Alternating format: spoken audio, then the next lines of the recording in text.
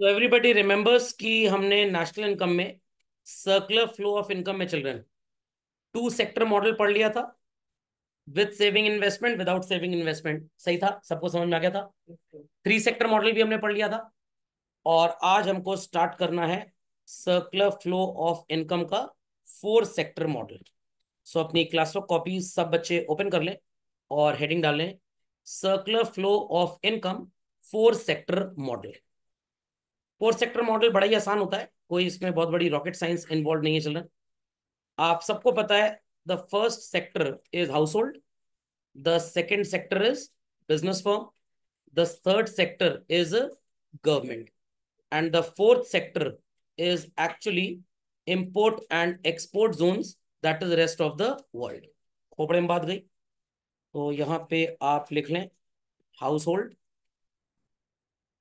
और यहाँ पे आप लिख लें सो कॉल्ड फर्म्स।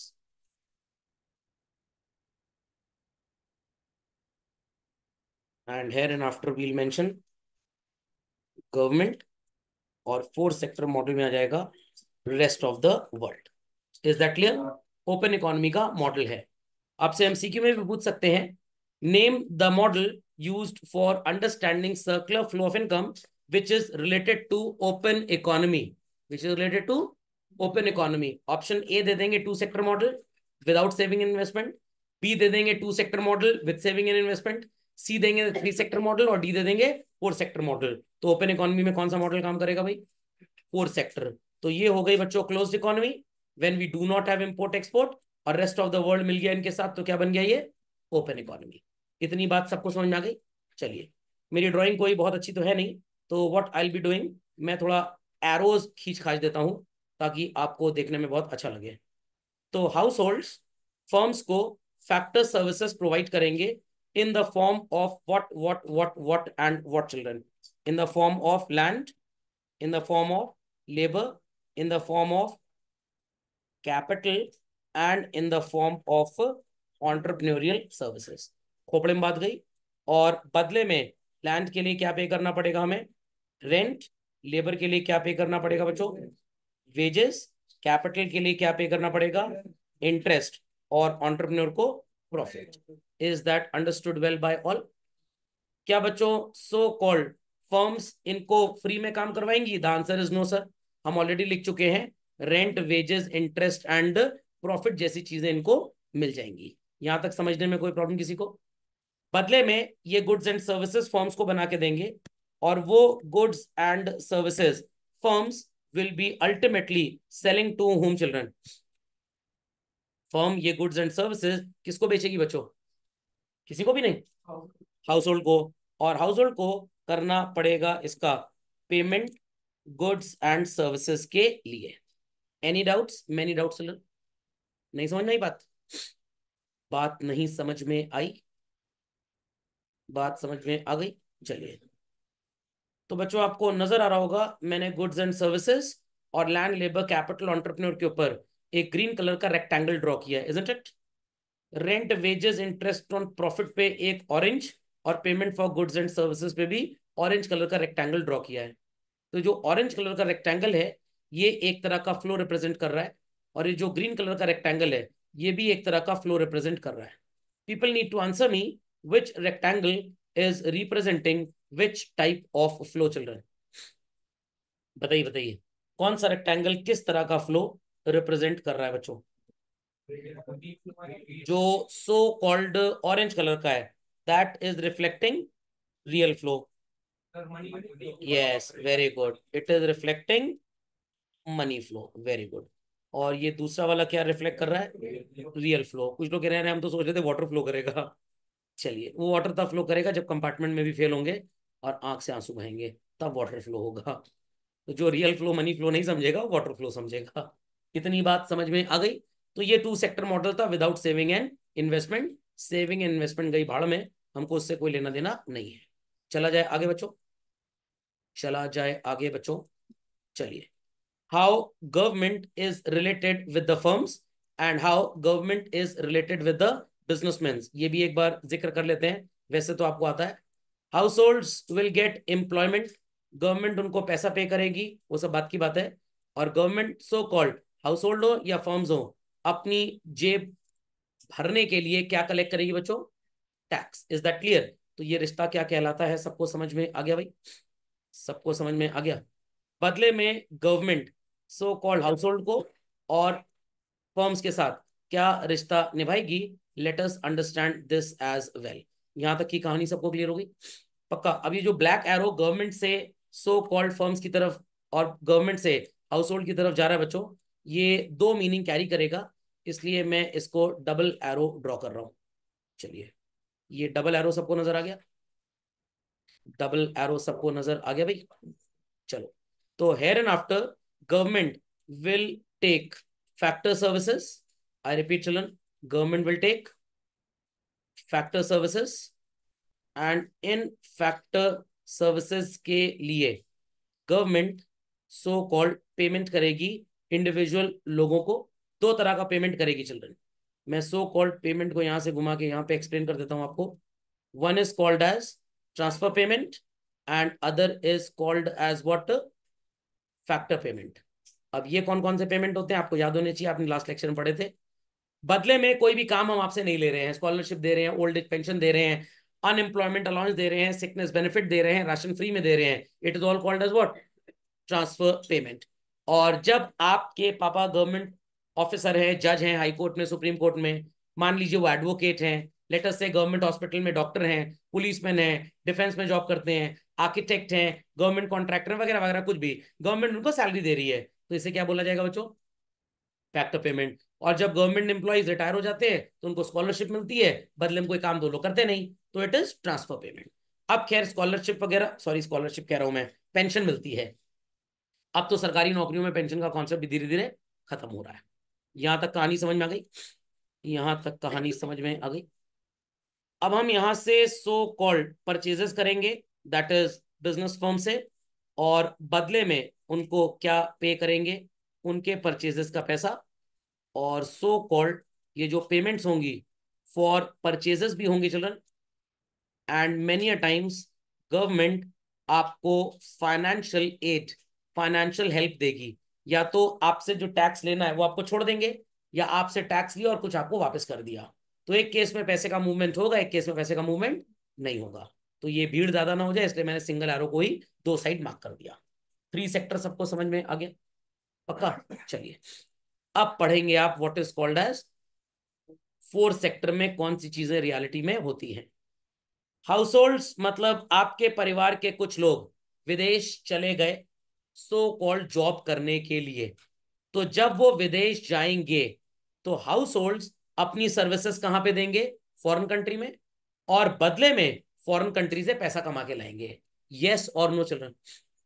और हो सकता है कि फॉरेन कंट्री से कोई गुड्स इंडिया आ रहे हो, तो रेस्ट ऑफ द वर्ल्ड से ट्रैवल कहां पे हो रहा है? इंडिया। और उस चीज का पैसा इंडियंस इनको पे कर रहे हैं। कुछ इंडियंस ऐसे होंगे जिनके खानदान विदेश में रहते हैं, तो वहां कमा के पैसा भेज रहे हैं। कुछ विदेशी लोग ऐसे हैं जिनके खानदान हिंदुस्तान में रहते हैं, तो वो कमा के यहाँ पैसा भेज रहे हैं। Like this rest of the world is connected with what children? House hold. तो इसको भी बच्चों डबल एरो बना लेते हैं, ताकि आपको कॉन्सेप्ट सो कॉल्ड धमाकेदार तरीके से समझ में आ जाए। लॉजिक समझ में आ गया? लॉजिक समझ में आ गया भाई? चलिए, similarly how firms are related with rest of the world, एकदम सिंपल कॉन्सेप्ट है। टाटा ने कुछ रॉ मटेरियल स्टील का ऑस्ट्रेलिया से खरीदा, तो rest of the world, that is विदेश से पैसा कहां पे आ रहा है बच्चों? विदेश से पैसा कहां पे आ रहा है बच्चों? सॉरी, विदेश से सामान कहां पे आ रहा है? इंडिया। और बदले में रतन टाटा पेमेंट्स करेंगे। तो ये एरो समझ में आ गया? देर आफ्टर इंडिया में मारुति वालों ने गाड़ियां बनाई और उसको जापान एक्सपोर्ट कर दी, तो firms are connected with rest of the world, और उस एक्सपोर्ट का पैसा rest of the world Indian firms को पे कर रहा है। तो ये भी टू साइडेड होगा, भीड़ ज्यादा ना हो जाए, इसलिए डबल एरो का ज्ञान यहां पे भी ले लेते हैं। समझ में आ गई बात? चलो, तो इतना ड्रॉ करिए, फिर मैं लिखना स्टार्ट करता हूँ। चलिए, एवरीबॉडी, सबने एरो बना ली बच्चों? मैं इसको बोल रहा हूं point number 1, this is point number 2, this is point number 3, and this is finally point number 4। Ready everybody? चलिए लिखना स्टार्ट करिए। Let start. फर्स्ट पॉइंट क्या रिफ्लेक्ट कर रहा है children? Rest of the world का रिश्ता हाउस होल्ड के साथ। यस और नो? यस और नो? समझ में आ गया? तो आप लिख सकते हैं rendering factor services and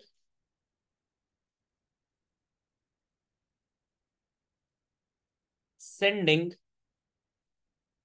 incomes to India. खोपड़े में बात गई? खोपड़े में बात गई। तो ये था फ्रॉम ROW, या फ्रॉम ROW लिखने की जरूरत नहीं है क्योंकि फ्रॉम और टू दोनों ही काम कर रहे हैं। Any doubts? Many doubts children? सबको बात समझ में आ गई? Second point, same sir, arrow तो यहां पे भी वही बोल रहा है। Very good. Import of goods and services and making payments. खोपड़े में बात गई? खोपड़े में बात गई भाई। सबको वन और टू समझ में आ गया? वन और टू समझ में आ गया?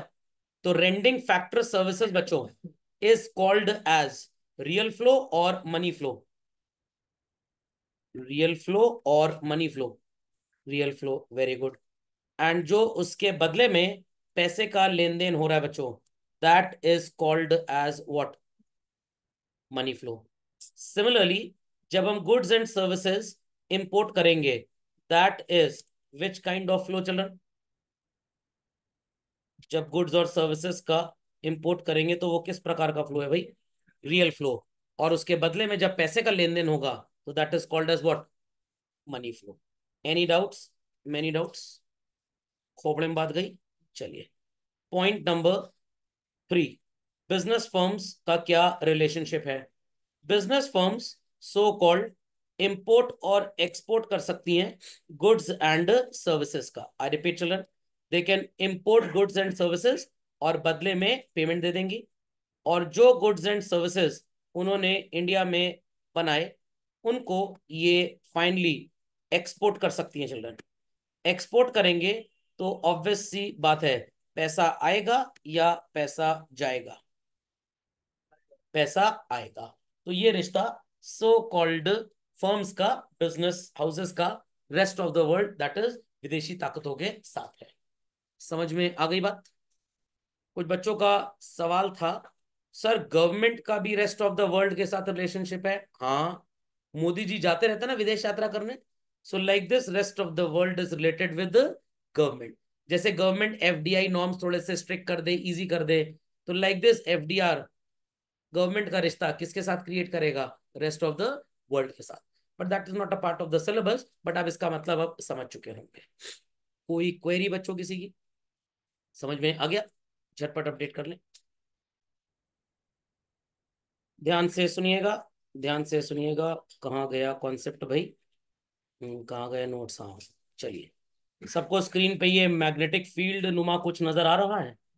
चलिए, तो अगर आपको फोर्थ सेक्टर मॉडल एग्जाम में पूछा जाए, वैसे तो थ्योरी में या ISC एग्जाम्स में आएगा, CBSE में थ्योरी में नहीं है, सिर्फ न्यूमेरिकल में है, तो इसलिए ISC वाले बच्चों को तो रटना ही रटना है, CBSE वालों को सिर्फ समझना है। शॉर्ट में आ गया तो बात अलग है, बट लॉन्ग आंसर में it is not a part of your syllabus for CBSE students. CVT में तो सब आता है। तो ये जो फोर्थ सेक्टर मॉडल है चिल्ड्रन, ये अल्टीमेटली रिप्रेजेंट कर रहा है ओपन इकोनॉमी को। We have firms, we have households, we have government and we have rest of the world. A model of open economy where international trade exists. तो आपसे पूछ सकते हैं कि भाई इंटरनेशनल ट्रेड का एग्जिस्टेंस किस सर्कुलर फ्लो ऑफ इनकम के मॉडल में आपको नजर आता है? तो जवाब क्या होगा आपका? Four sector model. So it is a model showing circular flow of income in an open economy. एक जगह आपको नजर आ रहा है कि भाई house hold goods and services import कर रहे हैं दूसरी कंट्री से और उनको बदले में पेमेंट कर रहे हैं, तो गुड्स एंड सर्विसेज खरीदना इज रियल फ्लो और बदले में उनका पेमेंट करना is what children? Money flow. Similarly house hold sector नौकरी कर रहा है, दैट इज मान लीजिए मेरे कुछ रिलेटिव्स हैं, आपके कुछ रिलेटिव्स हैं, वो विदेश में नौकरी करने चले गए। क्यों चले गए भाई? डॉलर में कमाएंगे और रुपए में यहां भेजेंगे तो प्रोग्रेस ज्यादा होगी। समझ में आ गया? बट कुछ लोग हैं जो देश के अंदर ही रहना चाहते हैं, देशभक्ति उनके अंदर है, and receive foreign exchange which will strengthen the foreign reserves of a country. तो गवर्नमेंट भी चाहती है कि हमारे कुछ लोग विदेश आके जॉब करें, गवर्नमेंट नहीं चाहती? गवर्नमेंट चाहती है। गवर्नमेंट नहीं चाहती कि सब चले जाएं, नहीं नहीं, सब ना जाए, कुछ जाए और कुछ यही रहे। Is that clear? और दूसरी तरफ आपको नजर आएगा how firms are connected, they purchase goods and services, which kind of flow is the children? Real flow from other countries, और बदले में उनको पैसे देती हैं, it is which kind of flow? Money flow. तो गवर्नमेंट एक्सपोर्टर्स को काफी इंसेंटिव देती है, क्योंकि वो कुछ भी सामान जब एक्सपोर्ट करेंगे तो विदेशी मुद्रा यहाँ पे आएगी, और वो करेंसी हम अपने इंपोर्टर्स भाई बहनों को दे पाएंगे, ताकि जो उनको इंपोर्ट करना है उसके लिए हमको यूएस या किसी भी कंट्री के सामने हाथ ना फैलाने पड़े भिखारी की तरह, नहीं तो हमारा एक्सचेंज रेट बढ़ जाएगा। आप समझे क्यों मैंने आपको इंटरनेशनल ट्रेड सबसे पहले पढ़ाया था? तो this is practically the sequence of studying macro economics. तो सबसे पहले हर बच्चे को इंटरनेशनल ट्रेड पढ़ना चाहिए, उसके बाद वो नेशनल इनकम पढ़ ले, उसके बाद आप कोई भी यूनिट किसी भी सीक्वेंस में पढ़ ले, फर्क पड़ता है, खास फर्क नहीं पड़ता। और ये goods and services so called दूसरे देशों को बेच भी सकते हैं, titled as what children? Export. तो इंपोर्ट करने से पैसे जाएंगे और एक्सपोर्ट करने से पैसे आएंगे। समझ में आ गया? और जब तक ये इंपोर्ट एक्सपोर्ट सब बराबर होगा, देश में स्टेबिलिटी बरकरार होगी। एक्सपोर्ट ज्यादा हो गया मान लो, पैसा तो बाहर से आ गया, बट इंडिया के अंदर शॉर्टेज हो गई है, अब इंडिया के अंदर सामान है ही नहीं। इंपोर्ट इतना ज्यादा कर लिया तो नुकसान क्या होगा? जो डोमेस्टिक बिजनेसेस होंगे they will be finally killed up, क्योंकि उनकी दुकानदारी चौपट हो जाएगी। समझ गए? कोई पोपट तो नहीं हो गया क्लास में? पक्का? इसी के साथ हमारा सर्कुलर फ्लो ऑफ इनकम होता है बच्चों पूरी तरह से समाप्त। खोपड़े में बात गई सबके? कोई क्वेरी तो नहीं है भाई किसी की? पक्का? चलिए बच्चों, तो आज मैक्रो की क्लास थोड़ी छोटू मंच की तरह थी। अगले लेक्चर से एक शीट मैंने आपको दी है जिसमें ढेर सारे कॉलम्स बने हैं पहले ही पेज पे, तो नेक्स्ट लेक्चर में आपको वो शीट जरूर लेके आनी है। ओके, चलिए, that's all for today children.